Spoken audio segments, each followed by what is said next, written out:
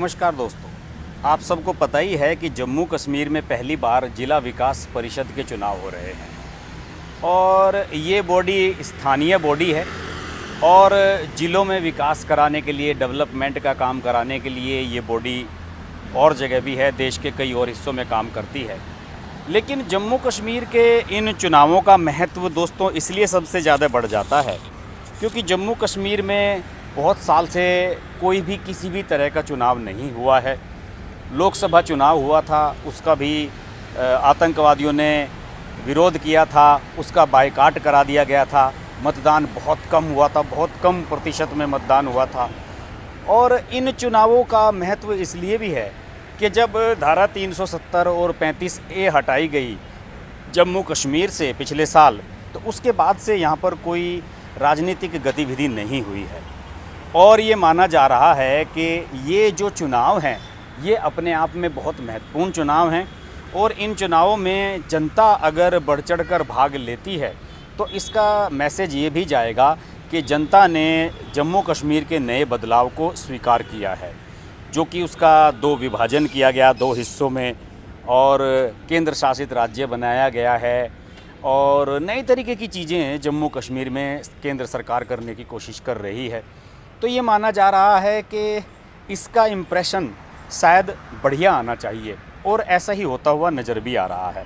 देखिए, लगभग 8-9 चरणों में ये चुनाव होने हैं और इनके नतीजे बाद में आएंगे और इसका जो अंतिम चरण का मतदान होगा, यानी कि 8वें चरण का मतदान, वो 19 दिसंबर को होगा और कड़ी सुरक्षा व्यवस्था में इंतज़ाम हो रहा है। सारा इंतज़ाम बढ़िया है और अभी तक जितने भी राउंड हुए हैं उनमें अराउंड 50% के करीब वोट डालने के लिए लोग आए हैं और केंद्र सरकार इसे बड़ा उत्साहजनक मान रही है और उनका मानना है कि इसको हम पॉजिटिव तरीके से देख रहे हैं।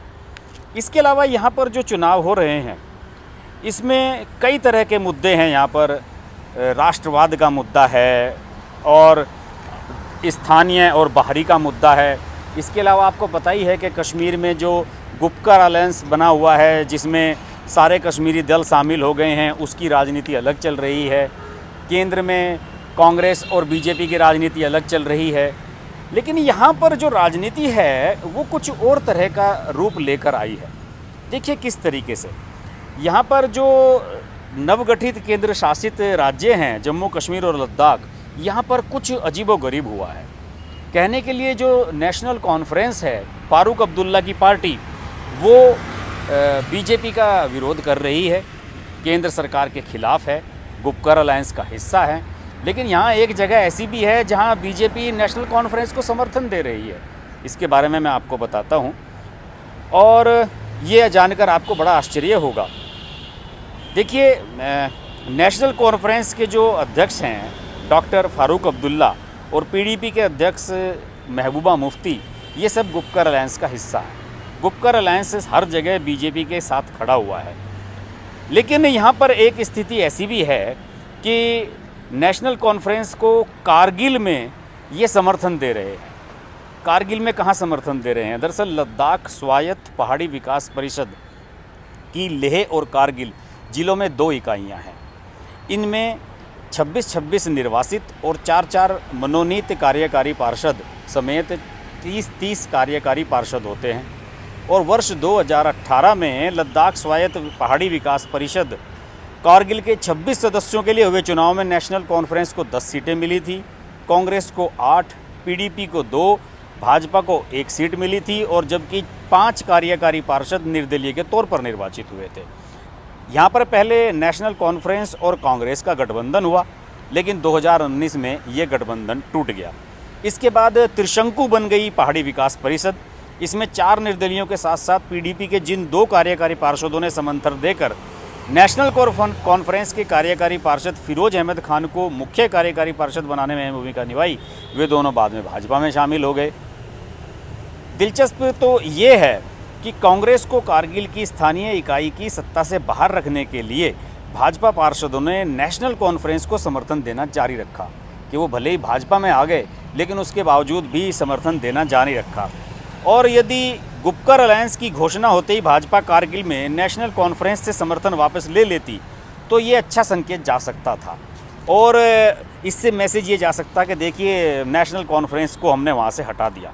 लेकिन इसमें जो सबसे बड़ा रोल है वो भाजपा के लद्दाख अध्यक्ष और सांसद जमयांग शेरगिल नामग्याल का है।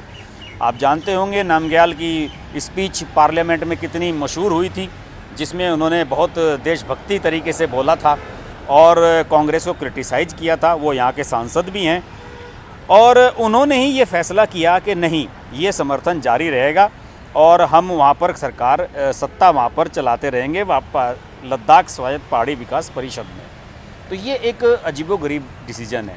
आप अपनी जो पॉलिटिकल आपकी विल है उसके अगेंस्ट आप जाकर कुछ कर रहे हैं, जो आपकी अब तक पॉलिसी है उसके अगेंस्ट जाकर कुछ काम कर रहे हैं और इस बात को नेशनल मीडिया ने भी ज़्यादा तवज्जो नहीं दी है, इसको ज़्यादा हाईलाइट नहीं किया गया है। ये बड़े आश्चर्य की बात है कि ऐसा क्यों हुआ। बहरहाल स्थिति ये है कि कांग्रेस की जहाँ तक स्थिति है यहाँ, तो कारगिल में सत्ता से दूर रखने वाली नेशनल कॉन्फ्रेंस के साथ जम्मू कश्मीर में और राष्ट्रीय स्तर पर कांग्रेस का जो रचीला रिश्ता है वो बहुत पुराना है। लेकिन ताज़ा मामले में डॉक्टर फारूक अब्दुल्ला के विवादास्पद बयानों के बाद देश भर में ही गुपकार अलायंस जो बदनाम हो गया और उसके बारे में ये कहा जाने लगा कि ये देश विरोधी बातें कर रहा है, इस तरह की बातें कर रहा है, तो कांग्रेस ने इससे नाता तोड़ लिया। कांग्रेस इससे पीछे हट गई। वरना एक समय कांग्रेस ने ये कह दिया था कि जो चुनाव यहाँ पर हो रहे हैं डीडीसी के, इन चुनावों में हम भी गुपकर अलायंस का हिस्सा होंगे। लेकिन कांग्रेस को जब ये लगा कि ये इससे राष्ट्र विरोधी मैसेज जा सकता है तो उन्होंने अपना हाथ पीछे खींच लिया। बहरहाल स्थिति यही है कि कांग्रेस नेतृत्व गुपकर अलायंस से दूरी बनाकर पूरी गंभीरता के साथ चुनाव में उतरता, स्थानीय मुद्दों को उठाता और भाजपा पर हमले करता तो शायद उसकी स्थिति कुछ बन सकती थी। लेकिन दोनों ही राष्ट्रीय दल यहाँ पर अपने सियासी जो भूल है और अब जो अपना भविष्य है उसको छोड़कर यहाँ पर किसी और तरह की राजनीति कर रहे हैं।